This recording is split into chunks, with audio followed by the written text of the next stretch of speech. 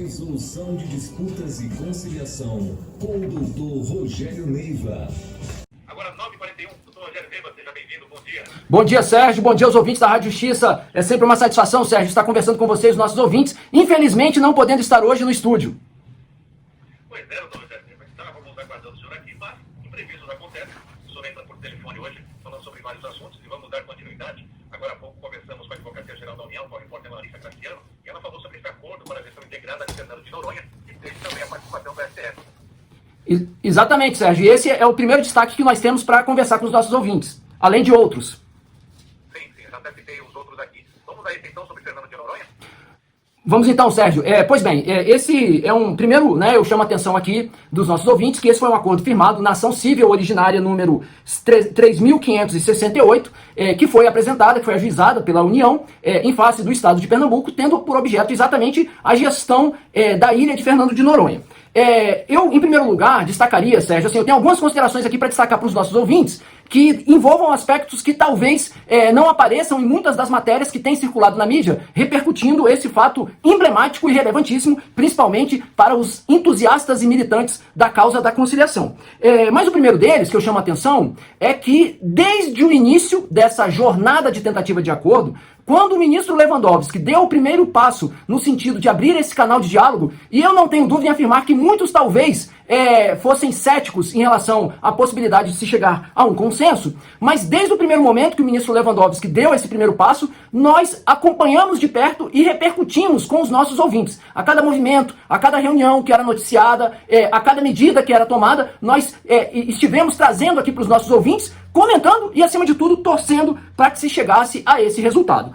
E ainda dentro desse espírito, de levar algumas considerações que, às vezes, muitos veículos acabam deixando de lado, para além do esforço, da iniciativa e da postura extremamente louvável do ministro Lewandowski, que apostou na iniciativa de consenso para um caso tão complexo como esse, e que eu diria, Sérgio, independente da importância do acordo em si, para a União, para o Estado de Pernambuco, para a sociedade brasileira, e para tudo aquilo que ele representa, que eu também vou comentar aqui sobre isso, mas nós não podemos deixar de chamar atenção para o fato de que, quando um acordo dessa dimensão é firmada, por trás, no bastidor, e aí eu me refiro especificamente à equipe do ministro Lewandowski, existem uma série de pessoas que estão suando a camisa e vestindo a camisa e se empenhando para que isso aconteça. Então, Sérgio, eu quero pedir licença a vocês, nossos ouvintes, para destacar aqui a atuação fundamental de algumas pessoas da equipe do ministro Lewandowski, que são as seguintes. Em primeiro lugar, a minha amiga juíza Caroline Santos Lima, que é juíza auxiliar do gabinete do ministro Lewandowski, juíza do Tribunal de Justiça do Distrito Federal e uma das grandes entusiastas dos métodos consensuais de solução adequada de conflitos, que naturalmente, até por esse perfil, teve um papel muito importante na busca desse acordo. Também eu quero destacar aqui outros dois juízes auxiliares do gabinete do ministro Lewandowski que atuaram e tiveram um papel importante, que são os doutores Paulo César e Matheus Costa. E além dessas três pessoas, eu destaco também o servidor do gabinete do ministro Lewandowski, Marcelo Pimentel, que teve um papel muito importante secretariando as audiências. Um acordo como esse não sai sem que preocupações, inclusive do ponto de vista logístico, como o registro das informações e dos diálogos que são tratados nas reuniões, seja realizado. E que ficou, nesse caso, sob a responsabilidade desse servidor, do Marcelo Pimentel, do gabinete do ministro Lewandowski. Portanto, é preciso chamar atenção aqui para o fato de que essas pessoas carregaram o piano, auxiliando o ministro Lewandowski para que tivesse este desfecho. Pois bem, eu destaco ainda, rapidamente, alguns aspectos sobre esse acordo, que são os seguintes. Esse acordo envolveu a atuação e foi firmado no âmbito do Centro de Mediação do STF, que foi uma iniciativa, a construção desse Centro de Mediação, que aconteceu no meio desse processo e que foi uma estrutura que acabou entrando para auxiliar a busca dessa solução de consenso. Então também teve um papel importante o Centro de Mediação do STF, criado pela ministra Rosa Weber. E quanto ao acordo específico em si, eu chamo a atenção de alguns aspectos. O primeiro deles, para o ouvinte ter uma ideia, eu tive cuidado de ler os termos do acordo, ele tem 18 considerandos e 8 cláusulas com uma série de subcláusulas. Então, esses considerandos, eles são importantes, inclusive, assim, para estabelecer e informar as balizas do acordo. Basicamente, esse acordo envolveu um ajuste entre a União e o Estado de Pernambuco quanto à gestão da ilha de Fernando de Noronha, inclusive a definição de algumas competências que não estavam muito claras e acabavam gerando uma série de problemas, principalmente na questão do cuidado com os aspectos ambientais. E, aliás, quanto à questão ambiental, eu chamo a atenção aqui que uma das cláusulas do acordo constou expressamente que os dois lados iriam envidar esforços para, primeiro, evitar a ampliação da área urbana e, segundo, ter rigor na autorização de realização de obras e na regularização das obras já realizadas. E por fim, eu chamo a atenção para dois aspectos relacionados à resolução de disputas, que foi, primeiro, o fato de que o acordo ele tem prazo indeterminado e foi estabelecido que se houver um novo ajuste, terá que ser submetido à homologação do Supremo Tribunal Federal, de modo que podemos tratar aí como um mecanismo de garantia da efetividade do cumprimento de acordo. E por outro lado, um outro aspecto muito interessante, que eu ousaria dizer que tem a ver até com a ideia do DSD, do Design System Dispute, que é a criação de um comitê de monitoramento e acompanhamento do acordo com representantes de todas as partes. Então, está de parabéns o ministro Lewandowski e a sua equipe, o Supremo Tribunal Federal, como também as partes, o governo federal, né, a União, no caso, né, que contou aí com a assinatura, né, teve, né, a coisa foi tão emblemática que foi o próprio presidente Lula que assinou o acordo, junto com a governadora do estado de Pernambuco, e agora torcemos para que esse acordo renda bons frutos e inspire vários outros acordos que envolvem também temas complexos e relevantes.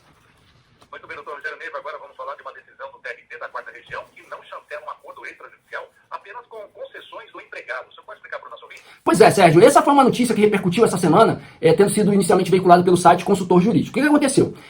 O TRT da 4ª Região deu uma decisão no sentido de manter a decisão de primeiro grau, que não homologou um acordo que havia sido firmado, um acordo extrajudicial, e aí estamos falando, né, da jurisdição voluntária, prevista lá no artigo 855B e seguintes da CLT, criado com a Lei 13.467, também chamada de reforma trabalhista, que permite que as partes firmem um acordo fora do Poder Judiciário e levem ao Judiciário para homologação. Pois bem, Sérgio, o que aconteceu aqui? O juiz não homologou o acordo. E aí a notícia que tinha sido veiculada, né, pelo Conjuro e aqueles veículos que replicaram, dizia que o fundamento, destacava um fundamento, que foi um fundamento adotado na decisão, de que não havia contrapartida em favor do trabalhador. Né? Era assim que a notícia era, que não tinha concessões recíprocas. Né? Inclusive na matéria do Conjuro diz assim, o acordo extrajudicial que não apresenta concessões recíprocas, mas apenas do empregado, não deve ser chancelado pelo Poder Judiciário. Esse era o primeiro trecho do primeiro parágrafo da matéria. E aí eu fui, né, ler a decisão, né? Eu tive cuidado de ler o acórdão. E o que a gente descobre no acórdão? Né? E aí aqui é o que eu chamo a atenção do nosso ouvinte, inclusive aquele que viu essa notícia.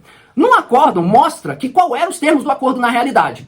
O acordo foi, e aí, primeiro, né, antes disso, qual era o problema que teria sido detectado pelo TRT? Que havia a chamada cláusula, a famigerada cláusula de quitação dos direitos e obrigações do extinto contrato de trabalho. E essa é uma cláusula que é preciso que se entenda, né, a sua dimensão, a sua importância, tem um impacto muito grande, que significa dizer o seguinte, quando ela consta no acordo, nada mais se pode questionar ou discutir em função daquela relação. Pois bem, o que aconteceu aí nesse caso? O acordo envolvia... tinha essa cláusula, né, que dava a quitação dos direitos e obrigações decorrentes do extinto contrato de trabalho, mas, neste acordo, um ex-empregador estaria pagando R$ 8.807 a título de verbas rescisórias e foi pactuado a extinção do contrato de trabalho pela dispensa motivada, o que permitiria o empregado sacar o FGTS e receber o seguro-desemprego. E o ex-empregador, inclusive, alegava no processo que o empregado queria sair, queria se desligar. Aí era aquela velha situação, né? O empregado quer se desligar, o empregador não quer dispensá-lo. Hoje existe a previsão na CLT de um mecanismo, né? Que é a dispensa por comum acordo, a extinção por comum acordo, em que as verbas rescisórias caem pela metade e o empregado pode sacar o FGTS. Neste caso, então, eu diria até que foi além disso, né? Porque se pagou as verbas rescisórias com essa cláusula. Então, Sérgio e caros ouvintes, na minha compreensão do que eu li do acórdão, eu tenho dúvida se podemos dizer que não havia concessões recíprocas. Havia, na minha leitura, a partir dessas informações. E aí, talvez, né, aí a minha hipótese, né, assim, apenas estou compartilhando aqui com os ouvintes, uma possibilidade de compreensão, sem a pretensão aqui de estar censurando a decisão ou querer ser dono da verdade, eu tive a impressão de que a questão toda é que o magistrado de primeiro grau e o TRT não admitem acordo com essa cláusula de quitação dos direitos e obrigações depois do extinto contrato de trabalho, o que não é incomum, né? Inclusive citava lá, muitos magistrados pensam assim, né? Entendem que não cabe a homologação desse tipo de acordo, inclusive no acordo há uma menção a um enunciado de uma jornada da Anamatra que tende a apresentar teses, né, assim, razoavelmente vanguardistas. Então assim, essa foi a minha compreensão. O fato que um último aspecto que eu chamo a atenção, e aí me pareceu bem positivo, é de que pelo menos o tribunal não fez o que às vezes é feito em alguns casos, em que se homologa excluindo essa cláusula. O tribunal não homologou. Aliás, eu chamo a atenção do ouvinte, para quem tiver interesse, no meu perfil no Instagram, que é @RogérioNeivap, com P de pato no final, eu publiquei essa semana um vídeo tratando exatamente desse tema, como a jurisprudência do TST tem tratado esse tema, de quando o juiz homologa o acordo e exclui essa cláusula, que seria uma cláusula que beneficia o empregador, porque quita tudo, né? E aí, obviamente, é uma cláusula que não é tão interessante assim para o empregado, mas teoricamente, se constou, é porque aquilo foi negociado e pactuado. Pois bem, então fica esse registro e essas observações. Aguardemos as cenas dos próximos capítulos envolvendo a temática da homologação de acordos extrajudiciais.